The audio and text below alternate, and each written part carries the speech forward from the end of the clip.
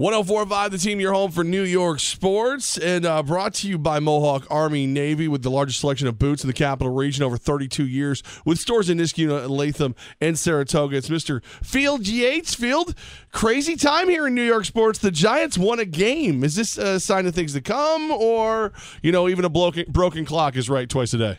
Well, listen, I would say this, is going into the season, no one imagined the Giants to be one of the worst teams in the NFL, right? Like, if you had to imagine them swinging to one end of the podium or the pendulum, it would be one where they would be one of the best teams in the NFL, not one of the worst teams in the NFL. And defensively, they've largely been pretty good throughout the season. Injuries to a guy like Olivier Vernon has impacted that, and then the absence of DRC last weekend actually didn't really impact them that much. But this is a team that I still think we believe has enough defensive talent to win some games. Is it going to repeat every single week? No, but certainly an encouraging effort from the Giants after basically literally no one gave them a chance. Are you surprised that DRC came back to the roster so quickly after that suspension? No, I'm not, for a few reasons. First of all, sometimes cooler heads really do prevail. Second of all, it's a $410,000 fine or game check that he missed for every week that he's absent from the team. And, it's a tough spot to be in for head coach Ben McAdoo. You have to discipline your players appropriately. At the same time, if there was something awry or amiss, you have to be mindful of what the player is going through. I'm not surprised at all that he returned after just 1 week. Listen, I'm not saying that players are only motivated from the bottom line, but if you just start with the fact that it's $410,000 missed each week, then I think that's obvious incentive for any player, any person for that matter, to want to return, especially when you factor in just how it seems like the dust has settled and everything had been taken care of on the home front, so to speak. Field Yates with us right now, 104.5 The Team. Field, you've done the front office thing.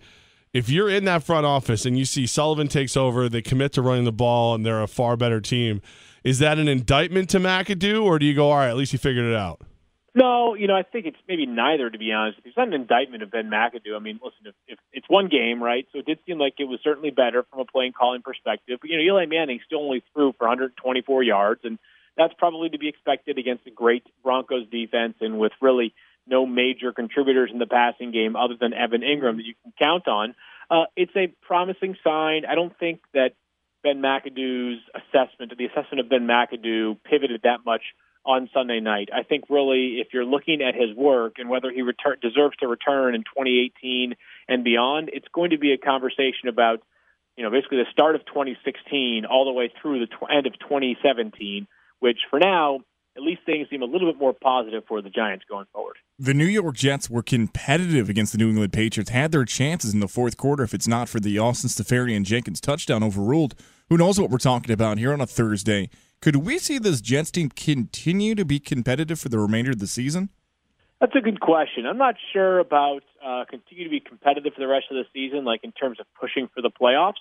But it's certainly a team that has exceeded expectations and really deserves a ton of credit. Todd Bowles, the head coach, I think Michael David Smith from Pro Football Talk has been championing the idea that if he wins 6 games, he deserves to be the coach of the year. And I think you can make a case for that. He's obviously already halfway there. You can sort of pinpoint the competition and say it wasn't a bunch of the league's best teams, but they've gone toe-to-toe with the Patriots now. They win 3 straight games, and traveling to Miami this week won't be easy, but it also wouldn't stun me if the Jets emerge 4-3 after Sunday afternoon.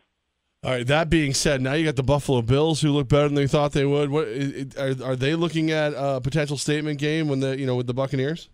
Well, it's interesting. For the Bills, so many pass catcher injuries right now. Charles Clay looks unlikely to play this weekend against Tampa Bay, but they're coming off of a bye, and another team that I think has really exceeded expectations. They acquired so much draft capital for 2018 and beyond, did the Bills.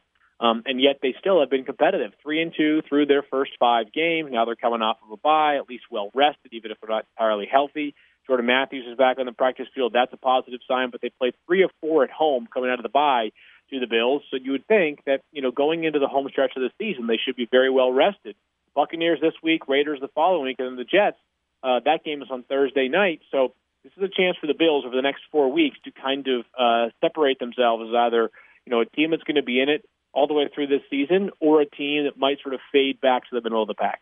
Ezekiel Elliott wasn't going to play, but now he is going to play, and who knows when he's actually going to be suspended. Any new feel on what's going on with the Cowboy running back?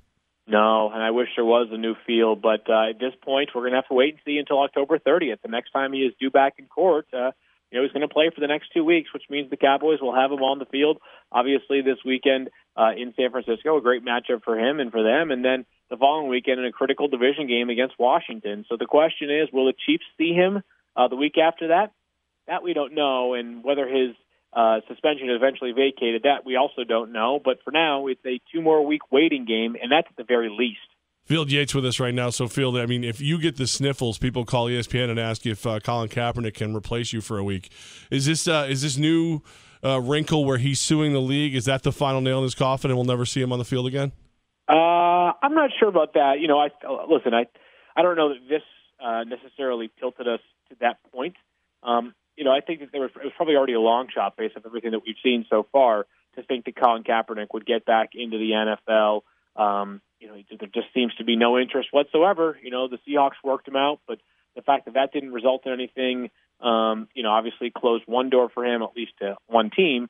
But there's so little interest that I think it's at the point now where if someone's counting on it happening, they shouldn't get their hopes up. Field, I'm in a handful of 14-team leagues. So, one, I lost Carr. He's back early. That's great.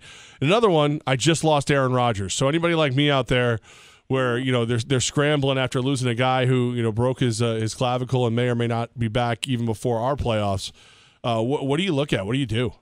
Well, I think that, I've been saying this throughout the week, is your best option here is really to go ahead and try and trade for a player. That's really probably the best option at quarterback, because if you go to the waiver wire, amongst the names that are available in over 50% of leagues, like some of the most popular ones are Tyrod Taylor, Andy Dalton, Brett Hundley, I suppose. Tyrod Taylor probably will be the one that I'm most interested in, followed by Hundley. The issue with Dalton is that over the next 5 weeks, Cincinnati plays 5 games on the road, and of those 5 games, you've got the Broncos, excellent pass defense. You've got the Steelers, excellent pass defense. You got the Jaguars, excellent pass defense. So I think that trading for a player is probably the best way to try to get some value at quarterback if you're dealing with the Aaron Rodgers injury right now. Field, it's a Thursday night game. We've never asked you, what do you think of the color rush? Something, I don't hate the color rush on average. I like some of the color rush uniforms we've seen. I love the Lions, which that might have actually been, was that a Thursday night game or was that a Monday night game early on this season? But I've seen some really good color rush uniforms. But if I'm the Raiders, I feel like it was an opportunity missed today to not wear the all-black uniforms. I feel like black on black would have been cooler than white on white, but they have decided to go with the look that that we are going to see tonight. So I like the color rush uniforms for the most part. I couldn't agree more, especially on the black and black. I'm a Raiders fan. Navarro Bowman joins the team. Will he make an immediate impact in that defense? Yes. I think he's going to be out there probably quite a bit tonight. He didn't have to move very far, which is a good sign. But then picking up a defense is also something you have to consider. There's some familiarity there with Ken Norton. And I think that, linebacker is certainly a position that is built on instincts too, So you want to know the defensive schemes and you have to be in the right place. But I think Navarro Bowman's, his overall football IQ sort of speaks for itself. So I think he should be a pretty quick study, and I'm not surprised he'll be out there tonight for the Oakland Raiders. Field Yates, we appreciate you. Your new sponsor, Mohawk Army Navy. We'll have to get you some boots sent out. And, man, thanks for joining us every Thursday. I'm into that. Please do. Send them my way. We will do. I mean, they're good guys over there. They've got 3 stores. They've been around for 32 years. They're more than willing to outfit you. How about that? Looking forward to it.